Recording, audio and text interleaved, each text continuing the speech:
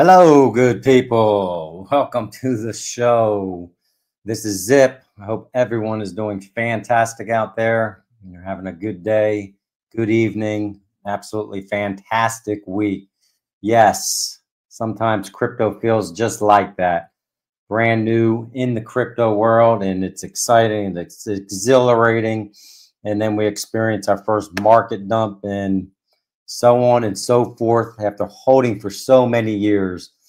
But we are getting so close, and there's so many things happening in the world with crypto. Absolutely great news. And that's part of what this channel is here for, is really to get us across the finish line and to stay excited, understand what you hold. And tonight we're going to look at several different things. We're going to look first at the new architecture of finance. Again, ladies and gentlemen, the financial system is changing before our eyes, and there's so much that is going on that happens so quickly. But if we think back, if you've been here for a few years, you can see the changes and you can see the rapid pace of development that's currently going on. Now we're starting to pick up some steam with regards to the administration and having crypto backing and regulation conversations coming up each and every day. But again, so we're also going to talk about instant payment systems and why they're needed, blockchain, and the level playing field and transparency as a whole as we step through tonight's show, and then also show you how to get some free SHX. Another one of the cryptos that I enjoy holding. Again, I am a utility maxi, not a maxi of one coin. I love XRP, one of my largest holdings, but I enjoy hbar, Cardano, SHX, utility-backed crypto coins, as well as Bitcoin. So again, let's jump straight into it.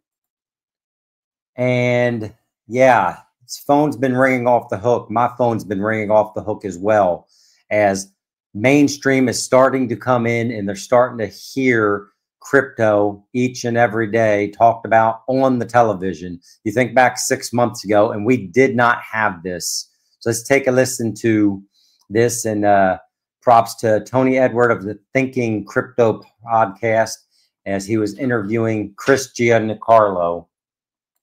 Yeah, I noticed a lot of the bank CEOs at Davos, on their agenda and talking points was crypto, and they want to participate, but they're saying, we need the clarity. I must say, I'm senior counsel at Wilkie Farr and Gallagher. My phone is ringing off the hook right now with traditional finance leaders saying we need to meet, we need to talk about developing a viable digital asset strategy. I think within 12 years, maybe less, there's not going to be a new issuance of any type of security that's not on chain. Wow. That's how dramatic this change is. It's a dramatic technological change because it's much more than speculation. This is about a new architecture of finance, right? A digital network architecture of finance. Once you now have it supported by good regulatory policy, by good regulatory frameworks, this is going to take off on steroids. As I say, I would imagine within a decade, every type of security, whether it's a debt security or a municipal security or a government security or an equity security, are going to be issued on chain. That's going to be a dramatic change in liquidity dynamics and collateral dynamics and execution dynamics, in access to one's ownership of things of value. This is an amazing innovation, and you are absolutely early to the show and early for the dramatic technical changes he was talking about of a new architecture of finance. And you heard him a decade before he believes that everything is going to be on chain. All securities will be on chain. And that's the exciting part about this and where we are going and the capabilities of what blockchain and these technologies are doing. It is absolutely transformative for the financial industry, for the world. and you are in the right place at the right time. So what else is going on? So let's talk about cross-border payments, and listen to this clip here, and then we'll discuss it a little bit. You started with a premise, so let's talk about it. The immense benefits from the dollar's dominance. Let's start there. But what are they? Well, I think the dollar is the linchpin of global financial markets. So we get what's called the exorbitant privilege of people wanting to hold dollar-denominated assets. So that makes the cost of funding in the United States less than if the dollar was not viewed as, the key currency in the global. And you got to believe that they want to keep the dollar as strong as possible as they're implementing some of these technologies.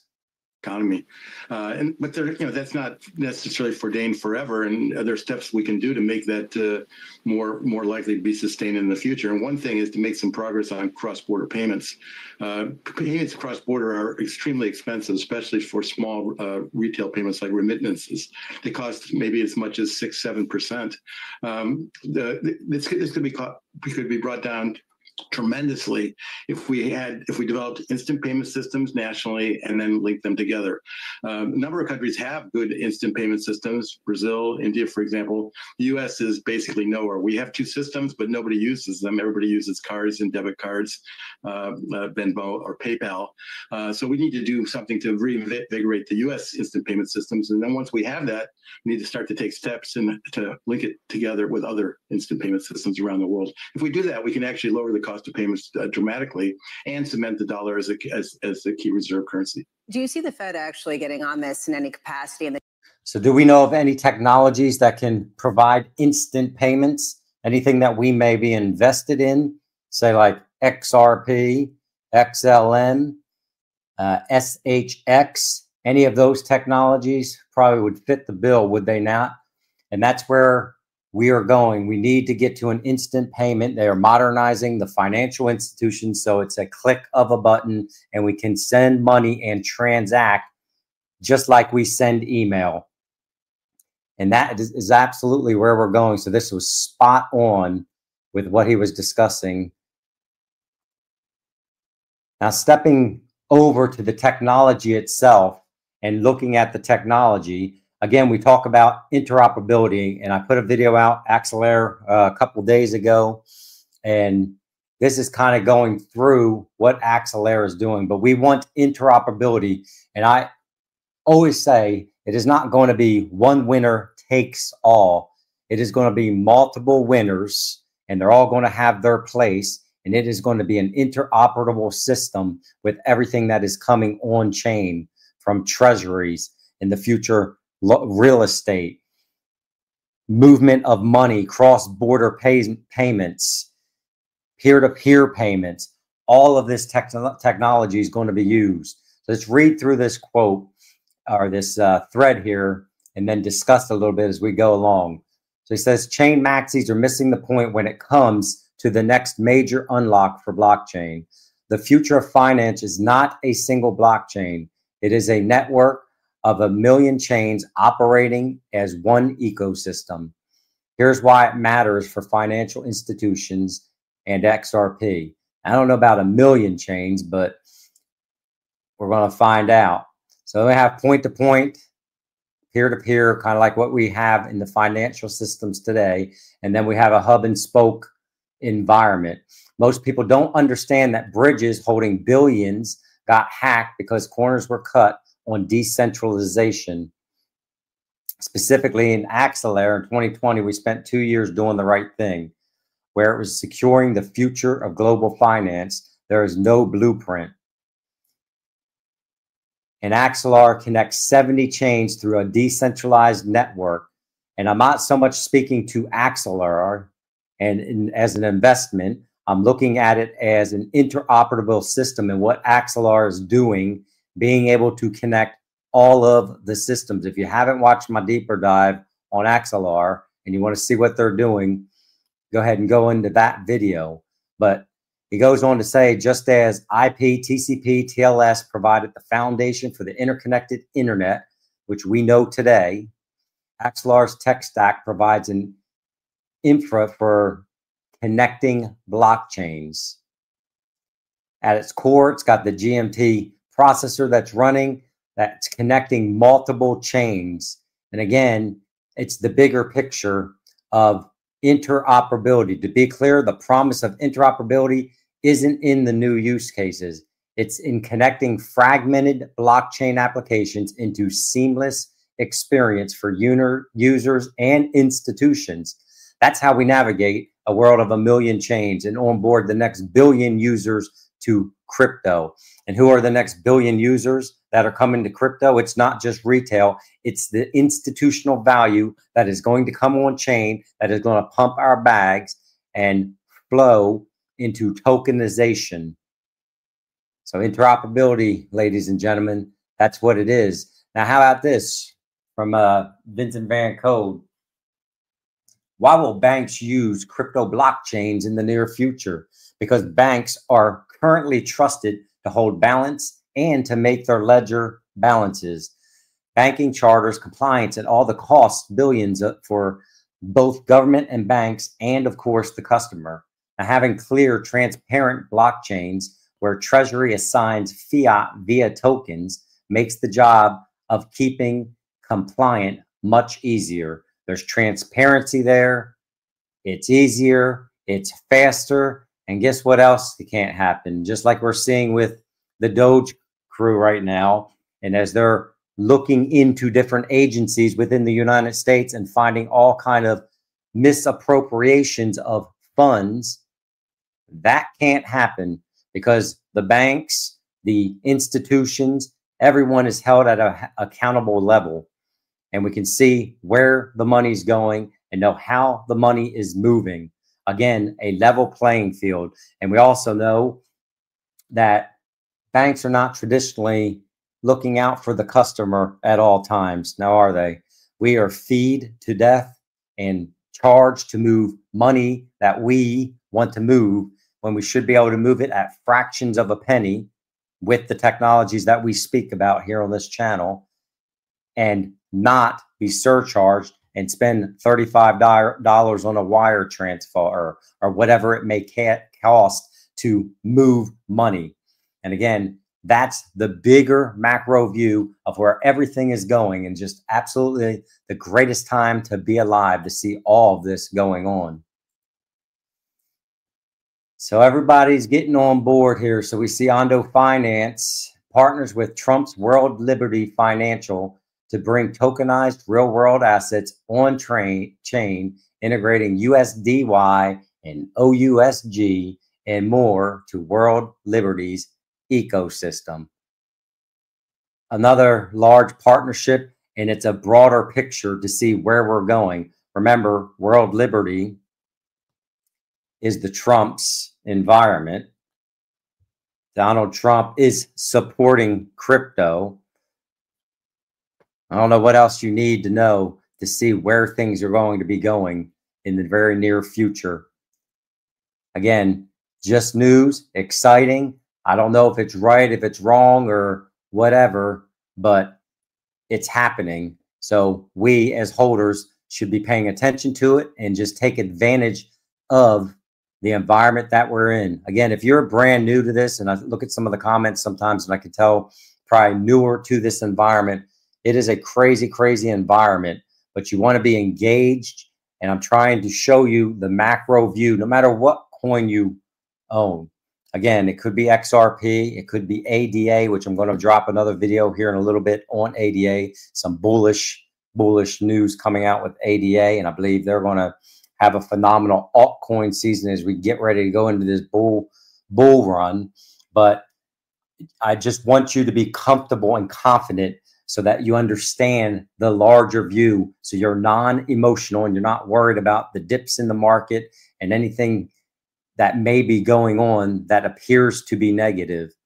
Remember, everything is manipulation in this world and psychological.